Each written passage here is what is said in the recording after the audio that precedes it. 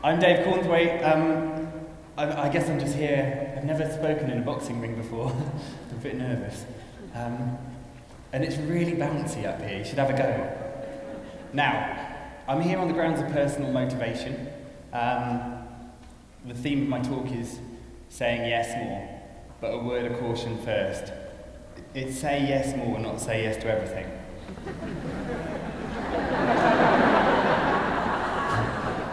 It's not mine. I can't afford it. Or the baby.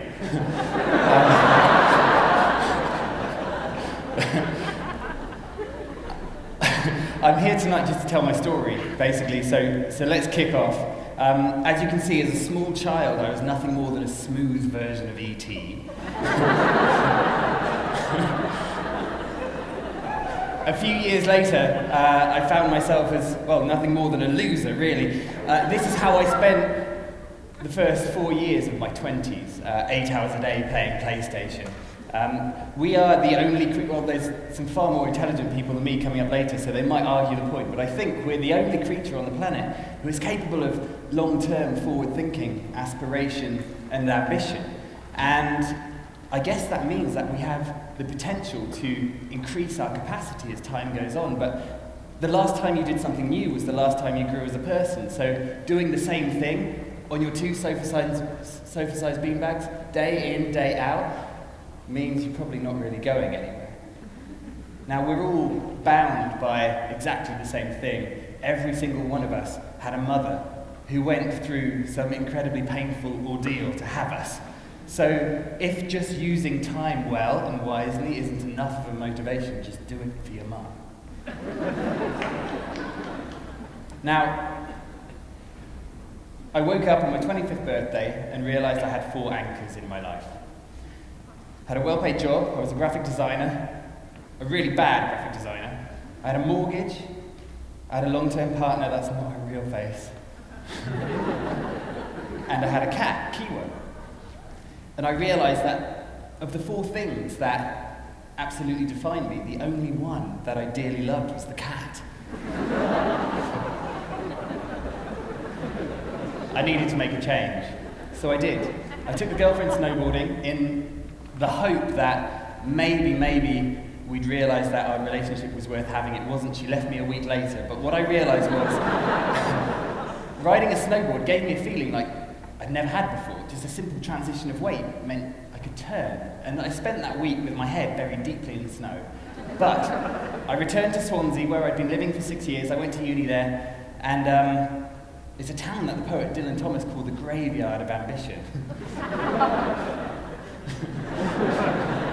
And there's no snow, so I got myself a long skateboard in order to improve my snowboarding skills for the next holiday. I'd never skated before, and it changed my life. I had no idea. 2 weeks later, I skated into work. I had a mild argument with the boss. I put my keys on the desk, and I skated out, which really pissed him off. And I made myself a promise. I was going to skateboard further than anybody else had ever skated. I needed a change. I needed to challenge myself.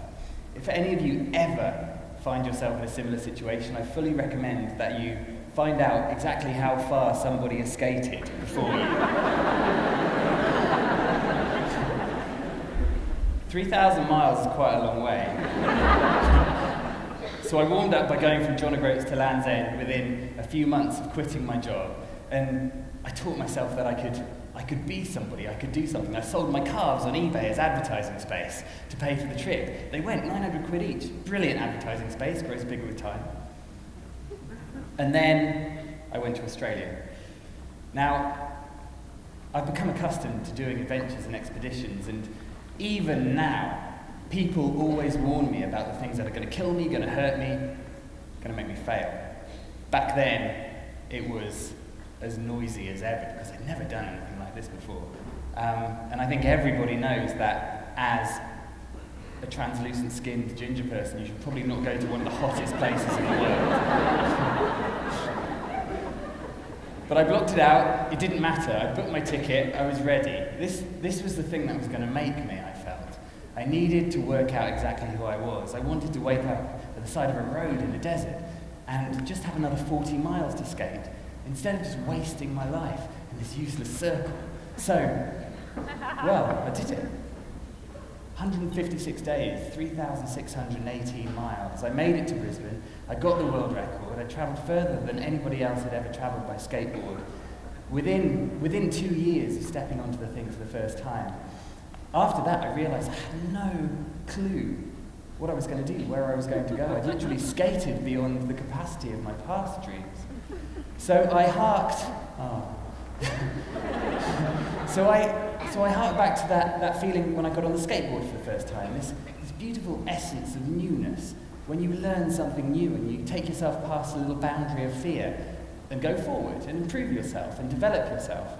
And so in order to try and find out exactly who I was, I started doing new things. Now this is an aqua skipper. I'm going to show you a video. One man from Swansea does. Just 5 weeks ago, Dave Cornthwaite returned from a trip skateboarding across Australia, but he's already planning another adventure. Not on dry land this time, but on water. Here's Chris Perry. Dave Cornthwaite travelled over 3,500 miles on a skateboard, raising £20,000 for charity, an impressive endeavour that should really be followed by a long, hard rest. But just 5 days after getting back from Australia, Dave decided to swap this for one of these. Right, so this is an aqua skipper. It's the only craft in the world that can travel along the surface of the water without a hull or a motor. So you basically have to ride it as though a jockey would ride a horse. If you stop bouncing in the correct rhythm, you just sink. It's quite hard to learn. According to Dave, aqua skipping is like riding a bike. Well, I can do that. This'll be easy.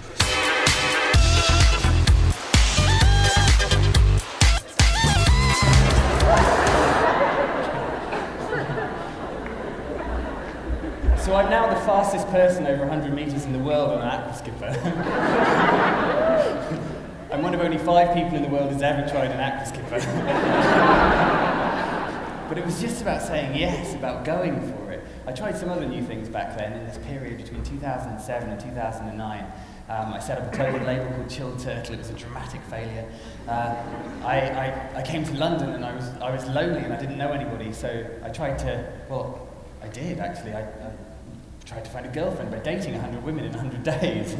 I had to write a book about it because it's one of the most traumatic and expensive things I've ever done.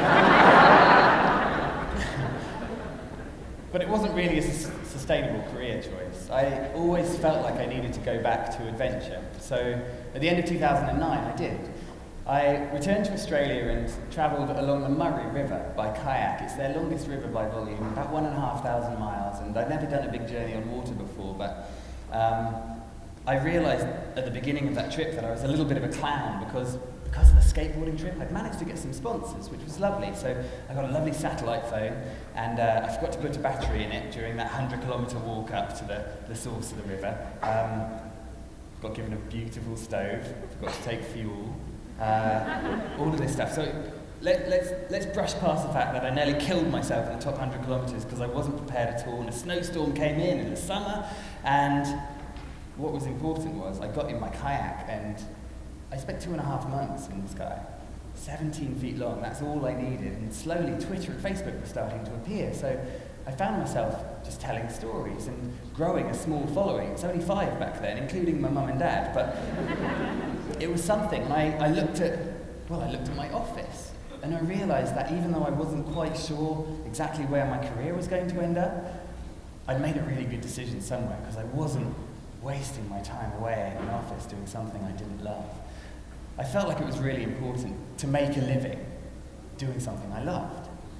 I think every single one of us has an ability or a talent, or maybe a multitude of them, that we can turn into a living, even if we combine a lot of them and form lots of income streams. The key is to spend every day doing things you're passionate about. And I felt quite strongly about this after I came back from the Murray. And I guess the one thing that I'd done on the kayaking journey that I'd done on the skateboarding thing was, well, I hadn't planned for afterwards. I didn't know what was coming next. So I needed a long-term focus, and I created, I guess, what you might think of as a bucket list, but I like to call a yes list, because there's no point motivating ourselves to do something just by the promise of death. So this is my bucket list. This is my yes list. It's called Expedition 1000. The idea is to do 25 different journeys. Each one is a minimum of 1,000 miles in distance, and each one uses a different form of non-motorised transport. So long-term focus, everyone, lots of variety, all different places, all different ways to stretch myself out psychologically and physically. And I guess if you stretch out, you've got more to fit inside. And I wanted to keep on living that way, doing something new every single day, even if that meant in between expeditions giving talks in a boxing ring. So 2 down, skateboard and kayak, then things really started to happen. I started talking about it. If you're ever feeling like you're in a rut, make a list of things you've always wanted to do before you die, and then talk about it. You start ticking them off, it becomes addictive. It's an amazing process. So I started. I got a call from a guy called Sebastian Terry. He's an Australian. He has a bucket list called 100 Things. So when he was 27, he got a piece of paper, wrote down 100 things he's always wanted to do before he died. He called me up in April 2010 and said, "Mate, I've just read your book about the skateboarding." Oh, did I mention after the skateboarding journey, I got my first book deal. It was amazing. So he'd read the book about the skateboarding, and he said, "Mate, I'm coming to London tomorrow. I'm giving a talk at the TNT travel show. Am I allowed to plug other gigs?" Number 19, this guy was awesome. He just ran through all these things he'd done. He crashed the red carpet in Cannes. He'd got shot in Colombia with a bulletproof vest on. He delivered a stranger's baby in a Canadian town called Regina. He said, "Number 19 on my list is to break a Guinness World Record, and I'd like you to help me." So he turns up the next day, bags of eggs in his hand. He was so excited. He was just like, "Dude, you know when somebody is really living life how they want to live it, because their eyes are just shining." And he was like, "Oh, I found in the book last week, a bearded man from Scotland broke this record in 1986. He crushed 23 eggs between his big toes in 30 seconds. I want that record." So the next day, I was his egg placer, placing the eggs, crush, crush, crush. 24 eggs, 30 seconds, Seb's a world record holder, well done, amazing certificate. His mum's not that proud of him. Not the point. We went on to do loads of adventures together. We did a speaking tour together in Australia, and at the last one, the guys came up to us and said, "We really like what you stand for. We'd like you to open our annual conference in Vegas next year." And we said, "Okay, that's cool, but fly us to Vancouver because it starts with V, just like Vegas, and therefore sounds cool. And we'll ride a tandem bicycle 1,400 miles in 14 days. So we flew into Vancouver. 17 hours later, we procured the heaviest, cheapest tandem bike you can imagine. And the only planning we really did, Seb spent $150 on his cycling shorts, and I borrowed some off my mum. And the first time we'd ever been on a tandem bike was when the journey started. 14 days later, 100 miles a day, more or less, we made it to Vegas, 2 minutes late. We gave our talk in our stinking cycling clothes. That's journey number 3 down. The next one happened pretty quickly. In the middle of 2011, I travelled down the Mississippi River from source to sea on a stand-up paddleboard, 14 foot long, 32 inches wide, a beautiful, amazing journey. And I think what it taught me was people are so important to every single journey, every single endeavour. And every single stranger is a friend waiting to happen. Take advantage of that. Don't be afraid to talk to people on the tube. 2012 came about back then. The world was about to end, so I thought I'd better get a wriggle on. I still had 21 journeys to do. I sailed across the Pacific Ocean, which was an amazing experience. Just about that solitude, just being on a floating little capsule with barely any reserves, just floating in this amazing ocean. It kind of echoed exactly what we're experiencing on Earth at the moment. And I think the important thing was, when I got home, I realised exactly who I was and what I wanted to do with the rest of my life. I wanted to carry on doing these new things, and I guess spreading that message. But what gives me the most joy is every single time a journalist is lazy enough to say, "Can you just provide one picture that sums up your entire life?" I just give them this one, and it gives me great joy when I see it in a publication, and no photo editor has ever said, "Hold on, are 3 of your fingers substituted for small bananas?"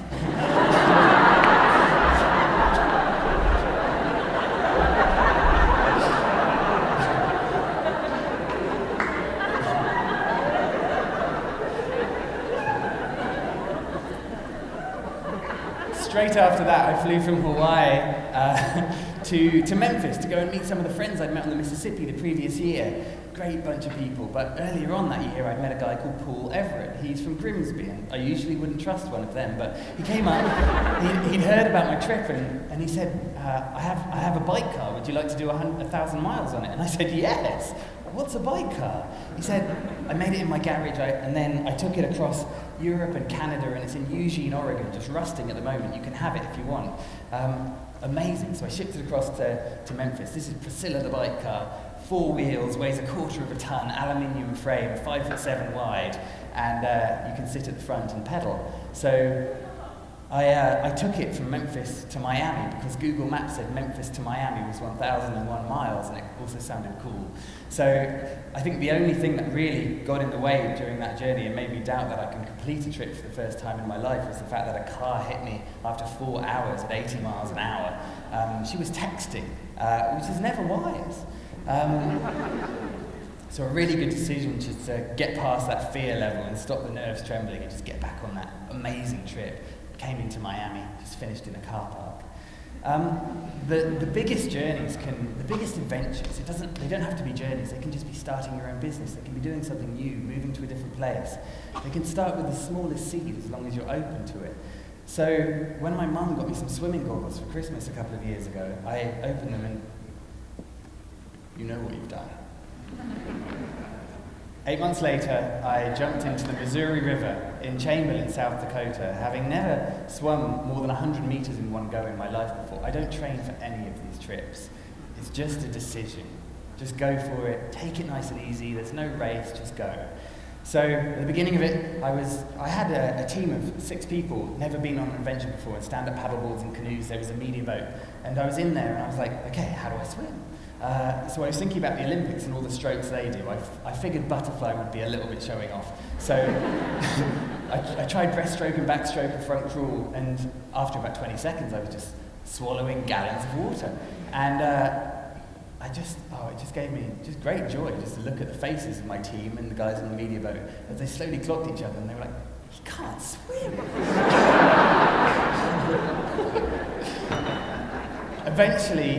Eventually I could. It was 58 days. I was in the water on average 11 hours a day. And it was cold at the end. It was warm up top. The first 180 miles, there was no current at all. That's when I learned to swim. And I was also dragging a 25-kilogram raft behind me with all of my own gear on. It was an amazing, difficult challenge, probably the toughest thing I've ever done.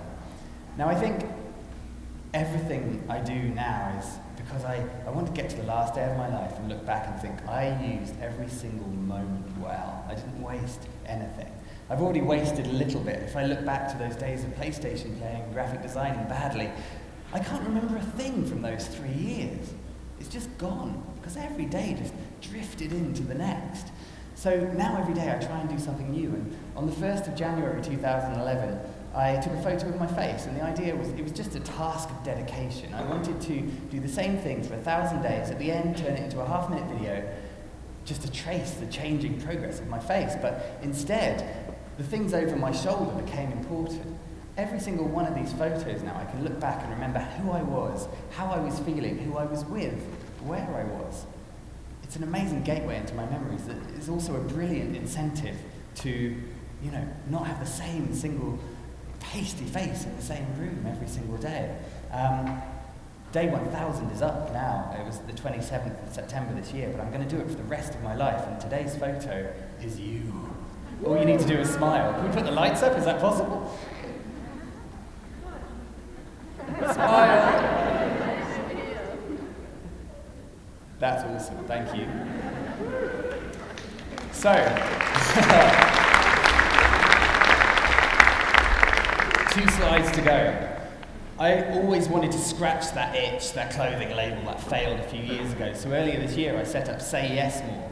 And now, every single day I'm getting photos in from people all over the world wearing a t-shirt with a big yes on, climbing Kilimanjaro, cycling across countries, just doing new stuff. I even got a guy, like a couple of weeks ago, just reclined in his lounge with a Say Yes More t-shirt and a really smug look on his face, saying, for 2 years I haven't fixed my amp.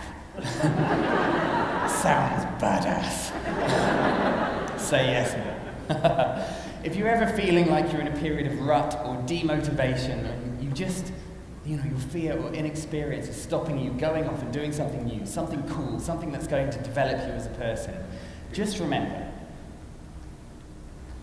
you started out as a sperm who outswam over 1 million competitors. You started out as a winner. You can do it. Get ambitious, make every moment count, and say yes more. Good night.